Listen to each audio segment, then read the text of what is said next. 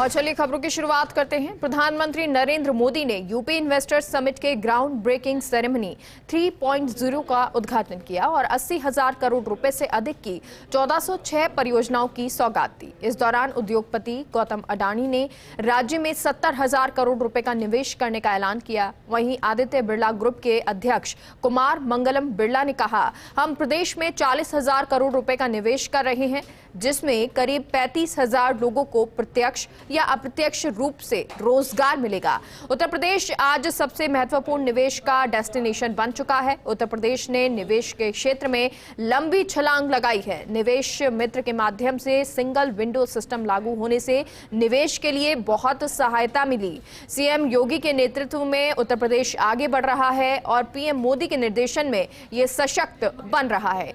ये अन्य राज्यों के लिए उदाहरण बन गया है। अडानी ने कहा कि जब उत्तर प्रदेश सफल होगा तभी देश आगे बढ़ेगा। उत्तर प्रदेश में बेहतर कानून व्यवस्था स्थापित हुई है, देश में सबके सामने है। हम इतने राज्यों में काम करते हैं, लेकिन हमको लगता है कि उत्तर प्रदेश के गवर्नेंस में निर्णय लेने की क्षमता अभूतपूर्व है। उद्योगपति गौतम अडानी ने ऐलान किया कि वे यूपी में आने वाले समय में 70,000 करोड़ रुपए का इन्वेस्टमेंट करेंगे और इस दौरान मुख्यमंत्री योगी आदित्यनाथ और केंद्रीय रक्षा मंत्री राजनाथ सिंह भी मौजूद रहे। पीएम मोदी ने 80,000 करोड़ के 1406 प्रोजेक्ट्स की सौगात दी। इन प्रोजेक्ट्स में कृषि, आईटी, इलेक्ट्रॉनिक्स, एमएसएमई, विनिर्माण, ऊर्जा, फार्मा, पर्यटन, रक्षा, एयरस्पेस, हथकरघा और कपड़ा जैसे सेक्टर शामिल हैं।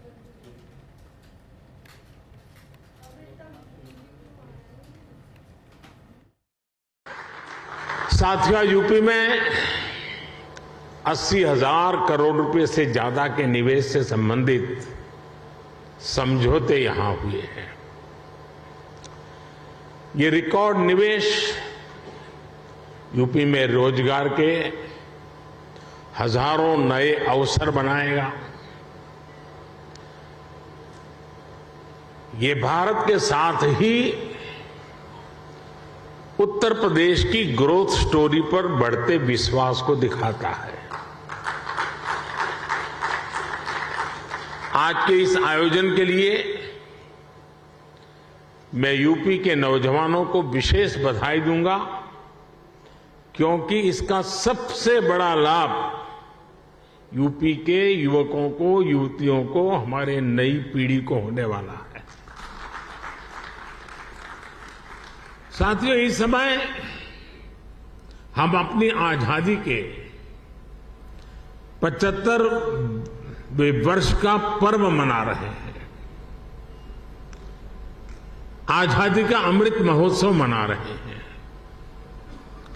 ये समय अगले 25 वर्षों के लिए अमृत काल, नए संकल्प का काल, नए लक्ष्यों का काल और नए लक्ष्यों को प्राप्त करने के लिए सबका प्रयास के मंत्र को लेकर के परिश्रम की पराकाष्ठा करने का अमृत काल है।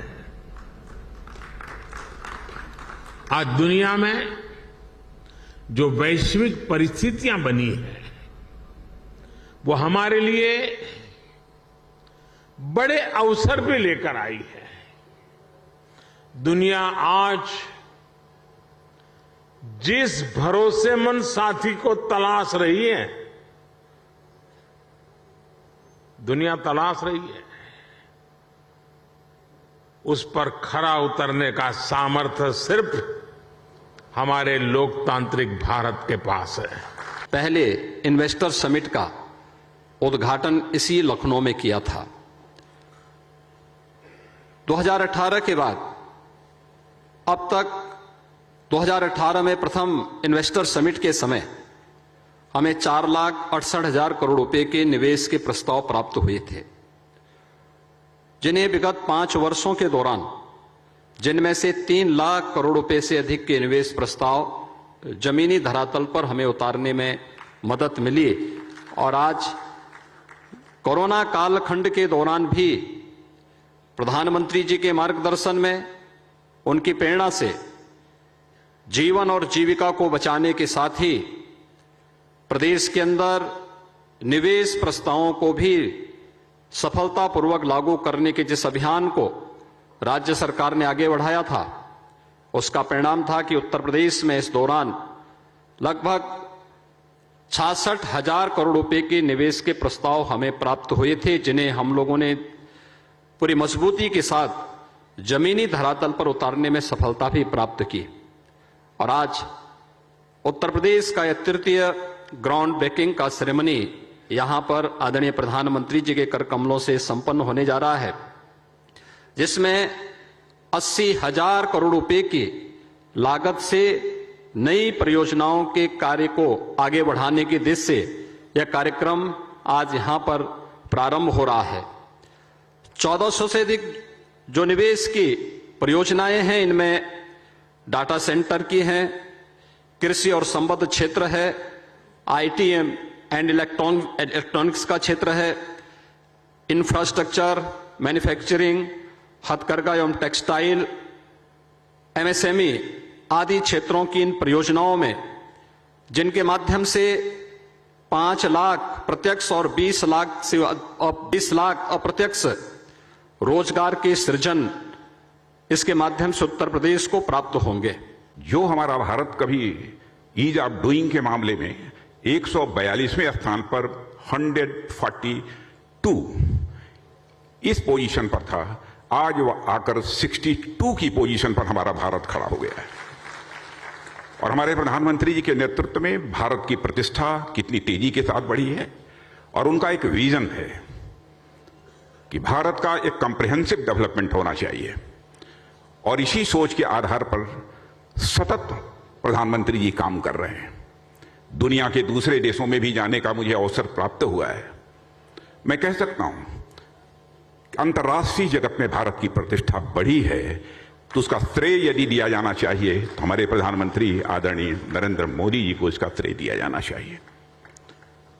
पहले भारत अंतर्राष्ट्रीय मंचों पर यदि कुछ बोलता था, उसकी बातों को जितनी गंभीरतापूर्वक लिया जाना चाहिए उतनी गंभीरतापूर्वक नहीं लिया जाता था।